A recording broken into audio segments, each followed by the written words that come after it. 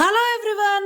అబ్బబ్బబ్బబ్బా, ఎన్ని రోజులైందో ఈ బిర్యానీ తిని. ఈ బిర్యానీ అనే మాట వింటానే ప్రాణం లేసొస్తుంది నాకైతే. అట్లాంటిది ఇన్ని రోజులు బిర్యానీ తినకుండా ఎట్లున్నానో నాకే ఆశ్చర్యంగా ఉంది.